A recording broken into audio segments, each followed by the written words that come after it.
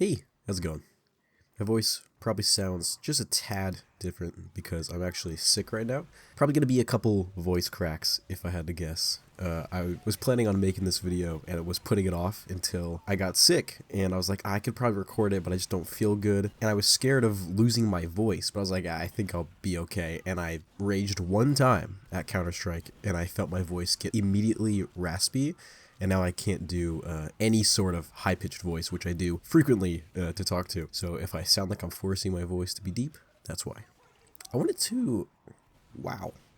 I wanted to talk about my environment. I'm someone who struggles a lot with seasonal depression, and I think that my mood is often affected by the weather, or where I'm currently living, how my job looks, how my school is decorated.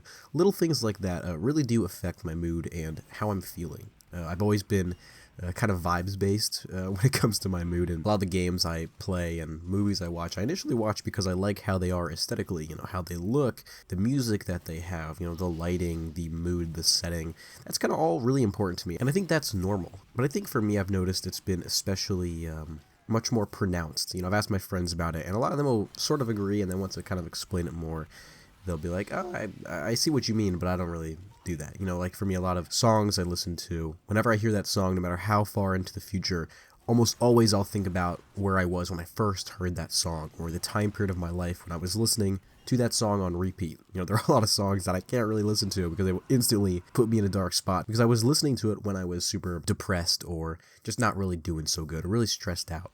There are times that I find something I really like and enjoy, and I will actively not consume that media until I'm in a better spot. I mentioned before about how I've moved constantly.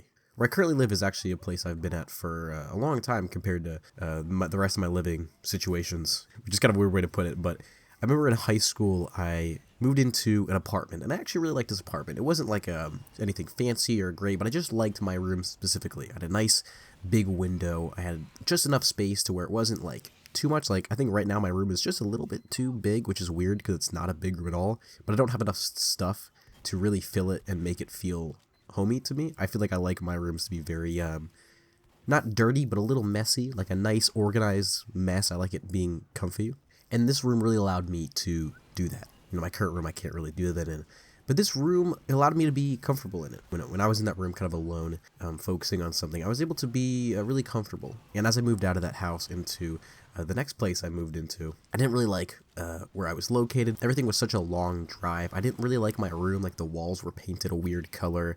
The house was a little old. I just didn't really like it very much. And I noticed that it really did affect my mood. And I looked back at my other living situations, and I used to be, as I mentioned before, super chronically online. I used to not really go out much, and one of the rooms I lived in for a long couple of years in middle school and I think early high school was a real shit show, to say the least.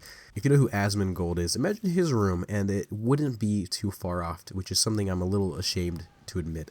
And I look back on the previous places I've lived and rooms that I was staying in as a kid, and I think I start to notice how these spaces really do affect my mood. Moving to this new house after I was in a space that I really felt comfortable in, because the old apartment, for the first time ever, I could walk places. I could leave the apartment and go get food. I could go shopping. I could even ride my bike if I wanted to. Everything was a short drive. My work wasn't too far away. Things were just much more convenient, and I think improved the quality of my life significantly. And I remember moving into this new house, and I really didn't like it. We took the tour and everything, and I remember texting my girlfriend, just being like, I really don't like this place. Everything is super far away.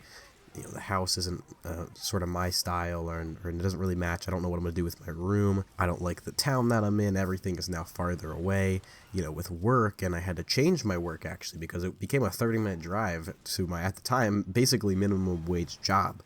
A job that I really liked to work at, and I had a lot of friends that I had to move, and actually worked at a really, really shitty job before moving to my next one after that. But the one I worked at initially in that new house was awful, and was basically straight up abused at that workplace, but that's a whole different topic. But moving into this new house and just continuously being upset and sort of depressed in a way, really started to make me realize how important I think my environment is. Anytime I go into a job interview, I'm very conscious about the office or the just workspace in general and the quality of it, the people that are there. Obviously people always say anything is fun with friends.